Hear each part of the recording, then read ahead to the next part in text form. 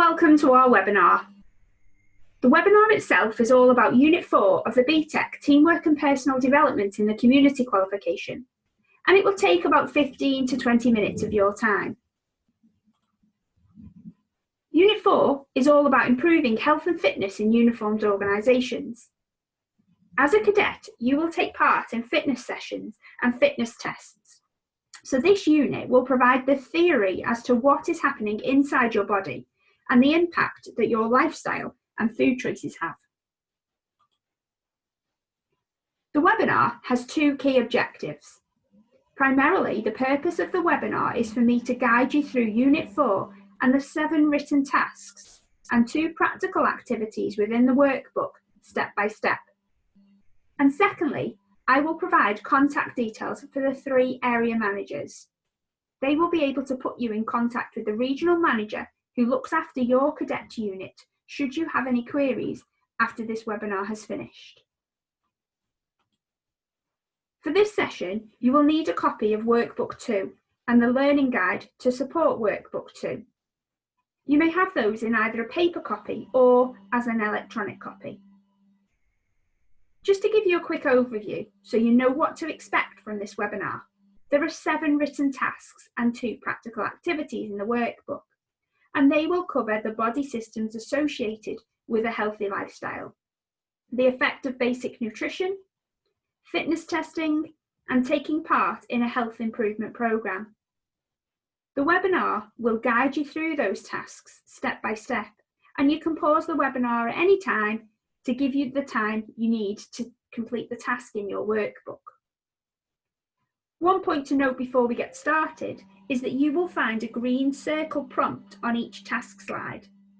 This will contain links to the relevant learner guide pages that will help you to research your answers.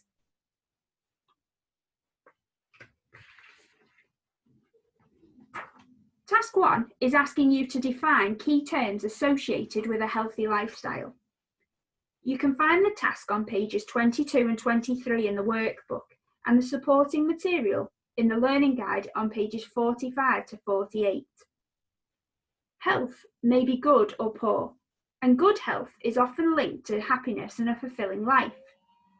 This means that someone who is in good health probably feels good physically, has a positive outlook on life, and is capable of undertaking daily mental and physical tasks without too many problems.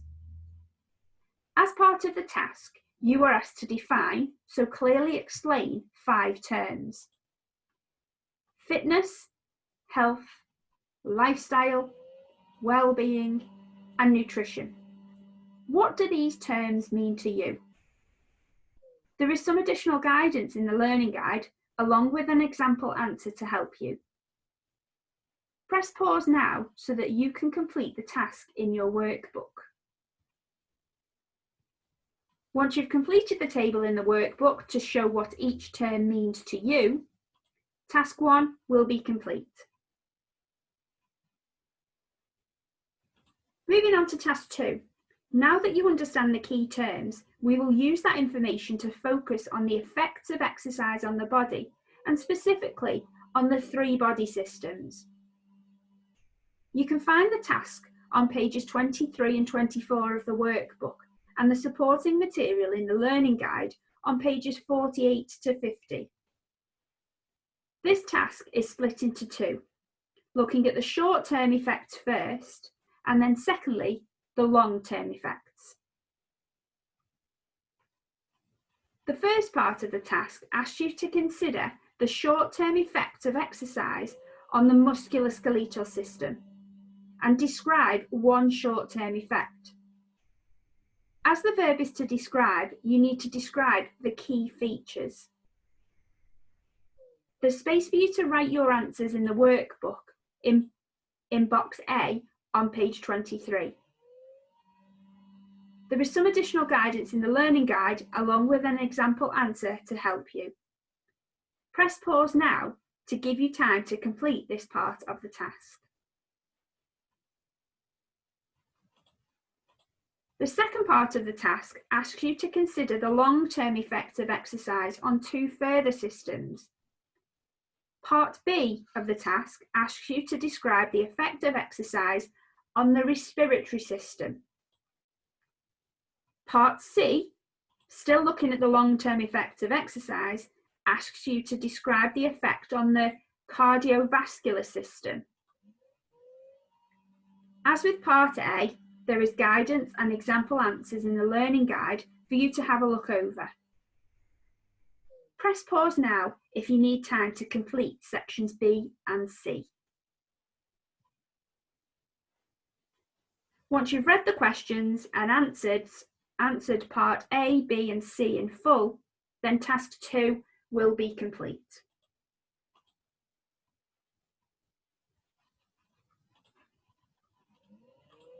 Moving on to Task 3 now, and now that you understand the key term health, we will be looking at the health benefits of exercise. You can find the task on page 25 in the workbook and the supporting material in the learning guide on pages 50 and 51. If you were to consider the health benefits of exercise, you may be able to list a number of points. These may include a decrease in weight because more energy is being used, or it could be building relationships, as exercise is often carried out with other people. You could consider the benefits for your body, on your general well-being, or the social benefits that could develop. The task asks you to outline 3 health benefits in the space provided in the workbook, and you should write a clear description, but not necessarily a detailed one. Press pause now so that you can complete the task. Once you've outlined 3 benefits, then Task 3 will be complete. The next task gives you the chance to understand the effect of basic nutrition and lifestyle factors on fitness. And Task 4 asks you to keep a detailed food and lifestyle diary. For those wanting to follow in the workbook, the details can be found on pages 26 and 27, and in the learning guide on pages 52 to 56. For the food diary, you are asked to consider the food pyramid that divides food into 5 main groups on the basis of the nutrients each one provides. Group 1 is milk, yogurt and cheese. Group 2, meat, poultry, fish, dry beans, eggs and nuts. Group 3 being vegetables. Group 4 being fruit. And Group 5 being bread, cereal, rice and pasta. A template is provided in the workbook for you to record what you have eaten in a 24-hour period. You should then use the resources in the learning guide to complete the food groups and the nutritional value of each diary entry. For example, porridge, fruit, toast and orange juice being from food groups 1, 4 and 5, providing an individual with a good level of energy. The second part of the diary entry is related to lifestyle, where you are asked to detail the activities you undertake in those 2 days, detailing the choice of activity and the time taken to do it.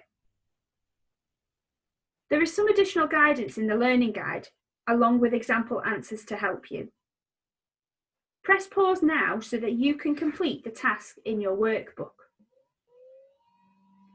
Once you've completed the table in the workbook, then Task 4 will be complete.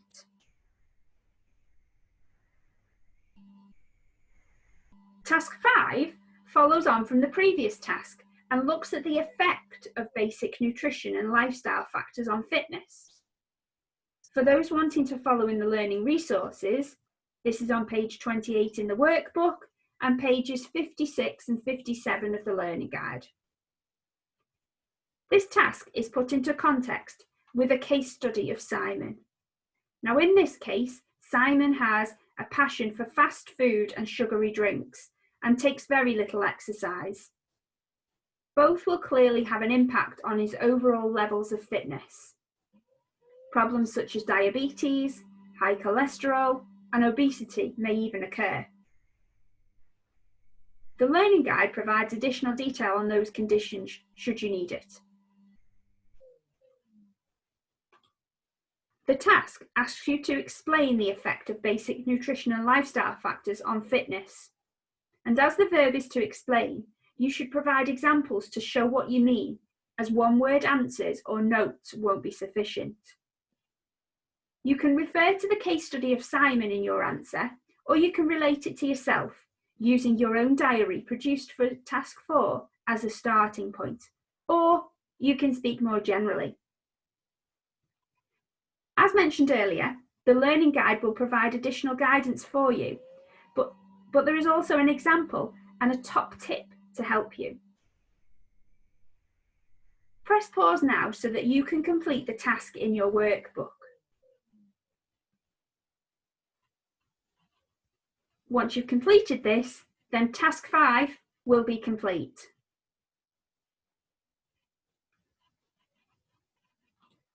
Task 6 asks you to describe different methods of fitness testing in contrasting uniformed organisations. You can find task 6 on pages 29 and 30 in the workbook and the supporting material in the learning guide on pages 58 to 60. The contrasting uniformed organisations have been identified for you in the task. Part A asks you to consider the police and the tests that they are required to take during the selection process. These fitness tests will ensure that all candidates have a suitable level of fitness so that they can start their service training. Potential candidates have to pass a thorough test that addresses 2 key fitness requirements: dynamic strength and endurance. This information is contained within the learning guide. For the task, you are asked to describe, so paint a picture with words, of both of these elements. Part B asks you to consider the Army and the repeat fitness tests that they have to undertake. This is to ensure that a minimum health and fitness level is sustained for the role being undertaken. Soldiers have to pass an ACFT, an Advanced Combat Fitness Test, which comprises of 2 parts.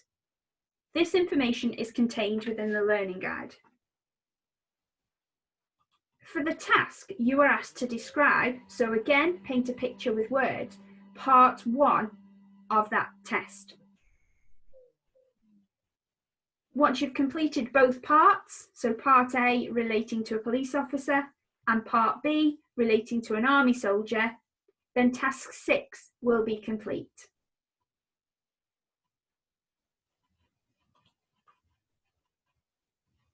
To complete this practical part of the unit, you need to show that you have been able to participate in recognised tests effectively. For example, completing your Duke of Edinburgh Award fitness test. You may have already completed this activity as part of your cadet training.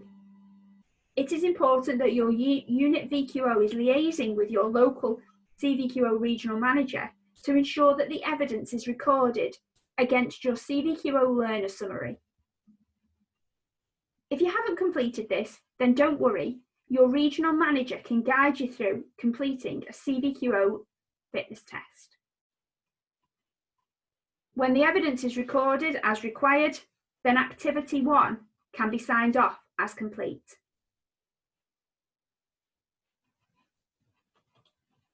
And finally, moving on to the last question in the workbook, where we will look at health improvement programmes. You can find task number 7 on pages 30 to 32 of the workbook and in the learning guide on pages 63. A health improvement programme is a personal document and relates to the needs of an individual. It includes a daily programme over a set period of time, detailing what training activity will be undertaken day by day and week by week. It will include details of the workout, so the planned training activity, for example, a 3-mile run or a 45-minute swim. It will contain details of the method of training.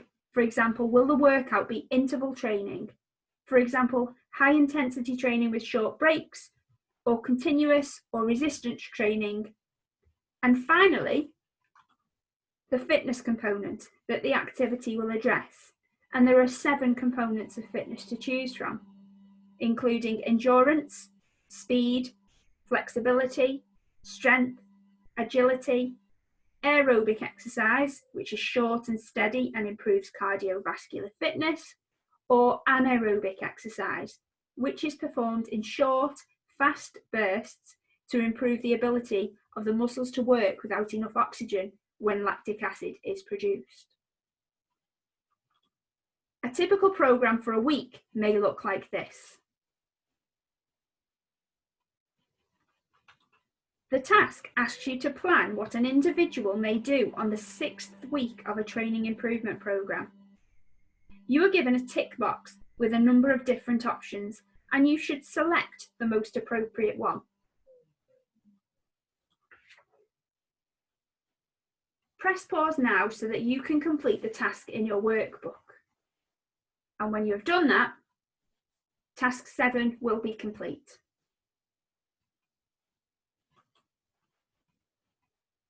To complete this part of the unit, you need to participate in a personal health improvement program. This is something that would normally be carried out as part of your activities with your unit. It is important that your unit VQO is liaising with your local CVQO regional manager to ensure that the evidence is recorded against your CVQO learner summary. If you haven't completed this, then don't worry.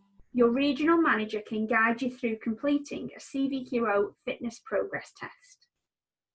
And when the evidence is recorded as required, then activity 2 can be signed off as complete. So finally, once you've completed the 7 tasks, your workbook will be ready to be submitted for marking. 2 final points from me regarding the workbook would be to firstly double check your work and ensure that you have answered each question in full and as per the command verb before it is submitted. And secondly, to ensure that you complete the front page of the workbook in full, including your name, email address, CVQO reference number, and cadet unit, and that you sign and date the learner declaration on the front page. Having this information completed is key, as it will help us to process your workbook as quickly as possible once we receive it. If you are using an electronic workbook and will upload it to Moodle, the front cover may look slightly different, but the key elements on the front page must still be completed. If you find you have any additional questions following this webinar, then please don't worry. There are a number of regional managers that cover the country and your unit specifically. On the map here are the email addresses of Steve, Andy, and Richard. They will be able to put you in contact with your own regional manager, who will be able to help you with any queries that you do have. I hope that this webinar has helped you a little more in understanding what is required for each task. Thank you for joining us, and good luck with completing Unit 4.